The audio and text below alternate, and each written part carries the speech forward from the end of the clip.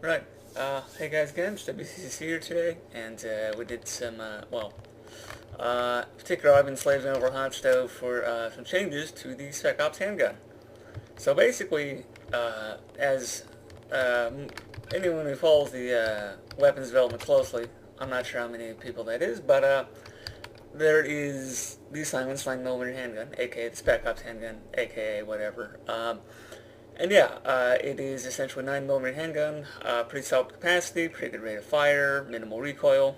The least fancy power of the bunch, sure, but has a integrated suppressor on the barrel. By default, it comes in a tactical model that has incredibly high quality suppression. You can give it a heavy barrel, which will give slightly better ballistics, but significantly less suppression qualities. And you can, of course, get a light barrel, which literally just hacks the freaking suppressor right off and gives you a cut-down barrel. This guy's cut down all sorts of ways. We got a stubby slide, we got the, actually no, we have a tactical slide still, but we have a stubby barrel and a stubby body and heavy magazine and some other stuff. But, yeah, in a nutshell, this removes the suppression property. So it fires loud bullets instead of, quiet bullets. So I'm just going to take a moment here and yeah, I'll just send a quick 9mm magazine, and I will fabricate another that is explosive type. 9mm. Is how that works? Yeah, I think that works. Yeah, so if you load exploding rounds in, it negates the suppressor already, even on a suppressed model. But otherwise, it will shoot very quietly. And of course, the explosive rounds negate the suppressor just because I said so. There's not really any real-world logic behind it, but the bullets already explode and the explosion makes noise. So instead of giving you the ability to have suppressed guns with distraction bullets that do extra damage against everything, which would be horribly overpowered, we instead have exploding bullets and full-on muzzle flash noise the whole 9 yards. So yeah, there's not a lot to say about that, but that is what it is.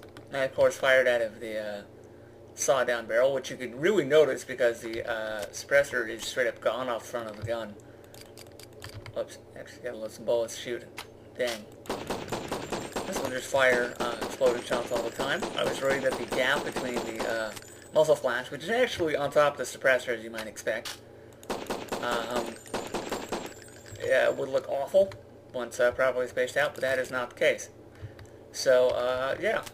Anyways, not a lot to say about that, but I figured we'd do something a little late, but, for the 4th of July.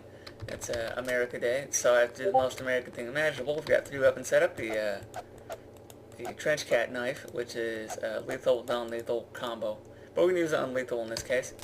The Spec Ops handgun, custom sawed-down version, and finally, the M460 assault rifle, which is another interesting make I'll go over briefly.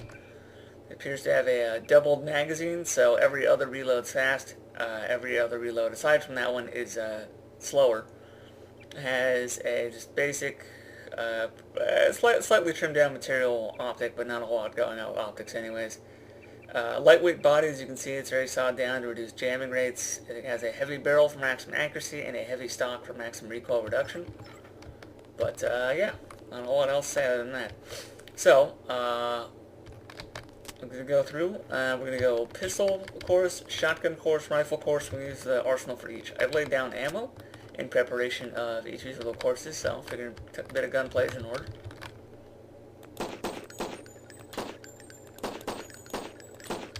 Wow, I'm just getting destroyed here.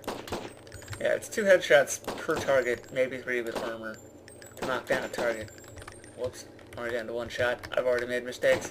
I was way better last night, I'm not going to lie. I use about 2 hits to the head with the knife, so it actually hits the head. Right. Now, let's see. Moving on to the next course, we have one 9mm magazine, which is about 17 rounds in this case, and 2 30-shot magazines of 5.56 by 45mm. If I'm not mistaken on the dimensions. I forget the exact dimensions of rifle cartridges. Handguns are pretty easy. 9x9 Parabellum's been the standard IRL for quite some time. Or, it's always been around for ages. It's not necessarily the explicit standard. You know, 45 ACP, a couple other cartridges very popular. 380 is not unheard of. 22 long rifle, of course, perpetually common, although I'm not sure how much that's a pistol cartridge. It is round nose, but it has rifle in the name, so I'm very confused. And luckily, the rifle does about, I think, like 8 or 9 damage a shot, but the handgun it does about 10. So it has the force with the suppressor move to knock down these doors, and buy every single last point of damage along the way. Right. And yeah, it was just a quick demonstration, by the way, of firing off the last shot, not having the muzzle flash stick, which is kind of something it does in Deus Ex weapons. Just fixed that last night when I was testing out these ammos and stuff. So that was pretty nice. Finally, we have 2 magazines of 9mm and 2 magazines of 5.56 NATO, and we are going to be running through the rifle course, which is by far the longest and the most challenging. But, you know, rifles are basically the meta for dealing with all sorts of threats. So if anyone could do it, it would be them.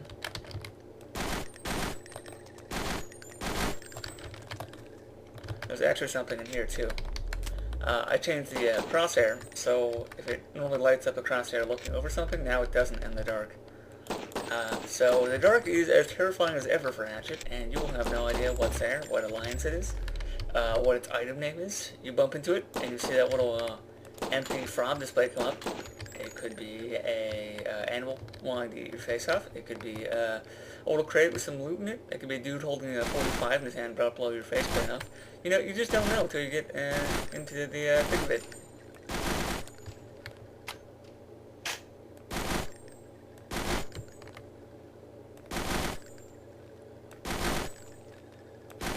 Oh crap, I don't have a 5.56, I'm gonna be in trouble here. We got 2 shots. Come on. Oh, totally missed.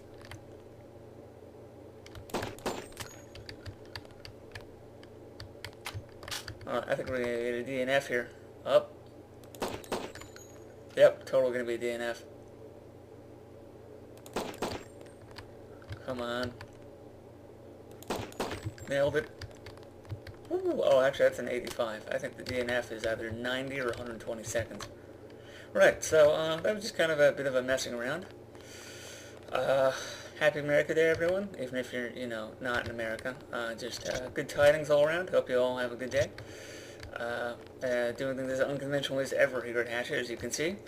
Might have some more material in the future. All I know is I spent about a week working out this third-person model, which I should probably actually demonstrate while I'm here. But that has muzzle flash and animates and all that. And somehow adding the muzzle flash was causing inconsistencies in the vertex base. So when it was vertex animating, the mesh was disintegrating, and I could not figure out why. It's a method we've used elsewhere, and in fact it's the exact same method used to add muzzle flash to the first person. But it corrupted the third person only, who would have known? Absolutely just having fun. Right, so now that's out of the way, hopefully things can get underway in other fields. We got Hatchet working on the Guspo still. He is self-proclaimed, said he's not exceptionally confident in his modeling skills. But honestly, as long as he's getting in there and he's working his tail off, gotta build skills somehow. I mean, it's the topic of this exact handgun, actually. You know, I've revamped the handgun 2 or 3 times by now. I actually lost track officially. So, yeah, that's just a whole other fun. And, so I say, I've learned a lot on Hatchet doing a lot of modeling, so he's got a lot to learn himself, but he is diligent as ever. So, best prayers go out for that guy. In the meantime, hope to keep you posted on more coming soon. Until next time, WCCC signing out.